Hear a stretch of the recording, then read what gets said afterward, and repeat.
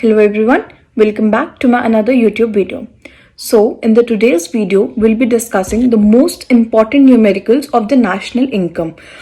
बहुत बार ये questions paper में रिपीट हुए हैं, तो मैंने सबसे ज़्यादा इम्पॉर्टेंट क्वेश्चन और जो सबसे ज़्यादा बार रिपीट हुए हैं मैंने वो क्वेश्चन छांटे हैं and today I will be doing those questions with you. So this is a question from the paper of 2019 set 1. In this question we are required to calculate government final consumption expenditure. It means GFCE, which is a part of expenditure method. And then we are asked to calculate mixed income of self-employed. It means MI, mixed income, which is a part of income method. So let's just start with expenditure method first. We are given with national income. National income is NNPFC. What else we are given with so that we can start our question? Nothing else. So let's just start with expenditure method. So in expenditure method we get GDP at MP by using the formula private final consumption expenditure plus government final consumption expenditure plus gross domestic capital formation plus net exports. अब मुझे question में NNPFC तो पता है लेकिन मुझे GDP-MP नहीं पता, तो सबसे पहले मैं क्या करूँगी, NNPFC से GDP-MP निकालूंगी. तो NNPFC से I need to calculate GDP at MP. How will I do that? Net से ग्रॉस पे जाने के लिए प्लस डेप्रीसिएशन, नेशनल से डोमेस्टिक पे आने के लिए minus NFIA and factor cost से मार्केट प्राइस पे आने के लिए plus NIT. So I need to calculate GDP-MP. NNPFC मुझे कितना दिया है क्वेश्चन में? 71,000. Then 71,000 plus depreciation. Consumption of fixed capital को हम डेप्रीसिएशन भी बोलते हैं, तो हम प्लस करेंगे इसके अंदर 3,000. Then minus NFIA. Here it is NFIA. So minus 1,000 and then plus NIT. Here it is 2,000. So 3,000 plus 2,000 is 5,000 minus 1,000 4,000. So it will turn out to be 75,000. So again back to this formula, GDP-MP आ गया 75,000. Private final consumption expenditure, here it is 40,000 plus government final consumption expenditure, I don't know, that I have to calculate. Then plus gross domestic capital formation.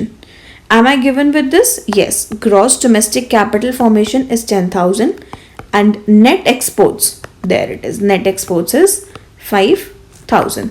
So 75,000 is equals to 46,000 plus GDCF, and GDCF will turn out to be 75,000 minus 46,000.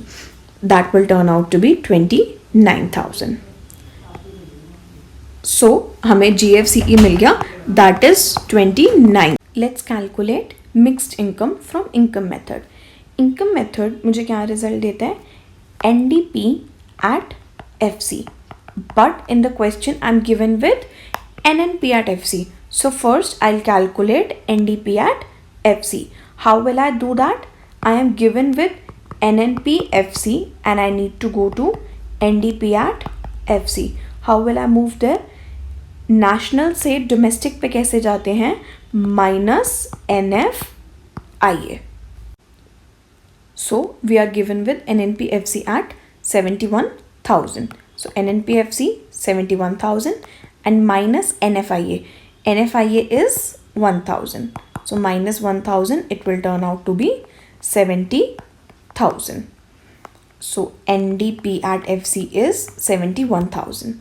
Now using income method, from income method we get NDP at FC, that is compensation of employees. Compensation of employees मुझे directly नहीं given, लेकिन उसका एक component जो कि wages and salaries है मुझे वो गिवन है. So wages and salaries plus operating surplus. Operating surplus मुझे directly given है question में? Yes, it is directly given to me as 30 20,000 and I need to calculate mixed income. So NDPFC अभी हमने calculate करा 70,000. So 45,000 plus mixed income, and mixed income will turn out to be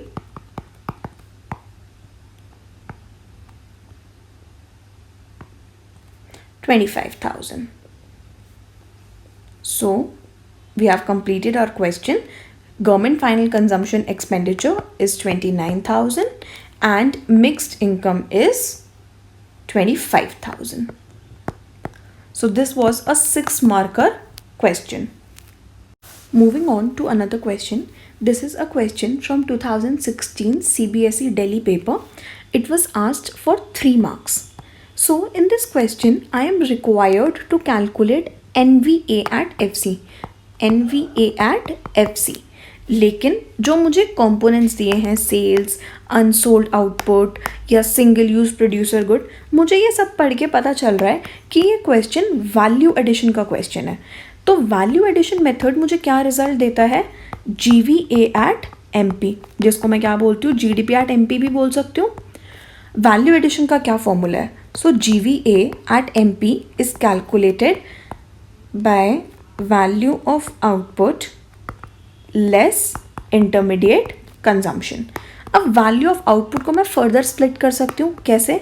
sales plus change in stock. अब इसमें से मेरे को minus करना है intermediate consumption.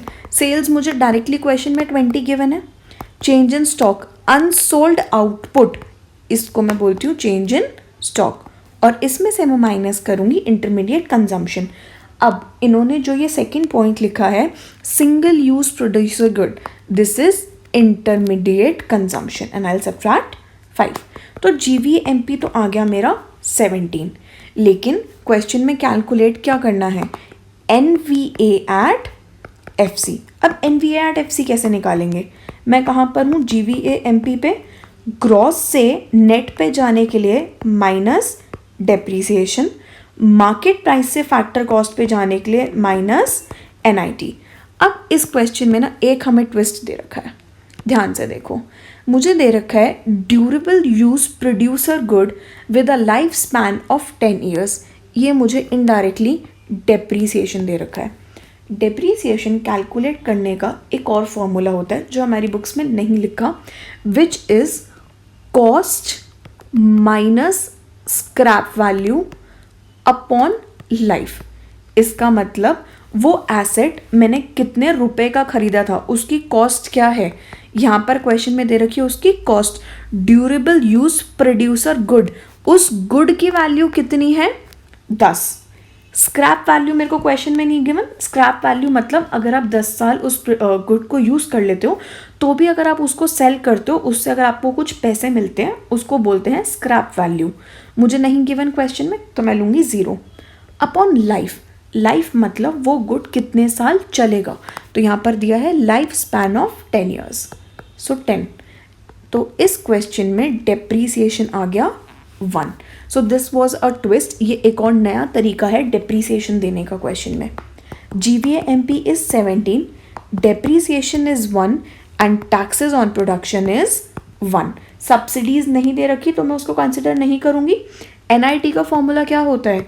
Indirect taxes minus subsidies. Indirect taxes मुझे क्वेश्चन में 1 गिवन है, सब्सिडीज मुझे नहीं गिवन, तो net indirect taxes will turn out to be 1. तो यहाँ पर मेरा आंसर क्या आ गया? 15. So NVAFC will turn out to be 15. अगर आप इतना लिख कर आते हैं, you will get proper 3 marks in this question. So this question is again from 2019 CBSE sample paper. In this question, I am required to calculate operating surplus and net exports. देखो, अगर कोई भी 6 मार्कर का question आएगा, उसके अंदर आधा question वो इनकम मेथड का होगा और आधा वो एक्सपेंडिचर का होगा. चाहे डायरेक्टली तुम्हें बोल दें कि इनकम मेथड और एक्सपेंडिचर मेथड से आंसर निकालो, या फिर उनका कोई भी एक एक कॉम्पोनेंट गायब कर देंगे और बोलेंगे उसको सॉल्व करो. तो सबसे पहले वो बात करता है ऑपरेटिंग सरप्लस की. In this question I am given with national income, मतलब NNPFC मुझे गिवन है. ऑपरेटिंग सरप्लस किसका पार्ट होता है? इनकम मेथड का. और इनकम मेथड मुझे क्या रिजल्ट देता है? NDP FC. तो सबसे पहले तो मैं कैलकुलेट करूंगी एनडीपीएफसी। एनडीपीएफसी कैसे निकालूंगी? एनडीपीएफसी इज एनएनपीएफसी माइनस नेशनल से डोमेस्टिक पे जाने के लिए मैं माइनस करूंगी एनएफआईए। सो एनएनपीएफसी गिवन है क्वेश्चन में 4200, एनएफआईए मुझे डायरेक्टली गिवन है 200। सो एनडीपीएफसी कितना आ गया? 4000। नाउ इनकम मेथड यूज करते हैं। According to income method we know that NDPFC is compensation of employees plus operating surplus plus mixed income. Compensation of employees मुझे directly given है question में. Is it? No, I'm not given with compensation of employees, but I'm given with a component of compensation of employees, and that is wages and salaries. So 2400 plus operating surplus तो मुझे find out ही करना है, plus mixed income of self-employed is 400. So NDPFC अभी हमने कितना निकाला था? 4000. So 4000 is equals to 2800 plus operating surplus. Operating surplus कितना आ गया? 4000 minus 2800, that is 1200. Now let's calculate net exports. Net exports expenditure method का पार्ट है। एक्सपेंडिचर मेथड से मुझे क्या रिजल्ट मिलता है? If I talk about expenditure method, मुझे उससे मिलता है जीडीपी एट एमपी। तो सबसे पहले मुझे जीडीपी एमपी निकालना पड़ेगा। वो मैं कैसे कैलकुलेट करूँगी? So GDP MP I am given with national income, that is NNPFC मुझे गिवन है क्वेश्चन में। नेशनल से ग्रॉस पे जाने के लिए प्लस डेप्रीसिएशन, सॉरी नेट से ग्रॉस पे जाने के लिए प्लस डेप्रीसिएशन, नेशनल से डोमेस्टिक पे जाने के लिए minus NFIA, and factor cost से मार्केट प्राइस पे जाने के लिए प्लस एनआईटी। एनएनपीएफसी कितना गिवन है क्वेश्चन में? 4200. Where is depreciation? So consumption of fixed capital को हम डेप्रीसिएशन भी बोलते हैं। NFIA is 200 and net indirect taxes that is 150. So it will turn out to be 4341, and that's 4250. Now we know according to expenditure method GDP MP is equals to private final consumption expenditure plus government final consumption expenditure plus gross domestic capital formation plus net exports. So GDP MP अभी हमने कितना निकाला? 4250. Private final consumption expenditure 2000. Government final consumption expenditure is 1000. Gross domestic capital formation is 1100 and net exports हमें calculate करना है. So 4250 is 2000, 3000 and 4100 plus X minus M.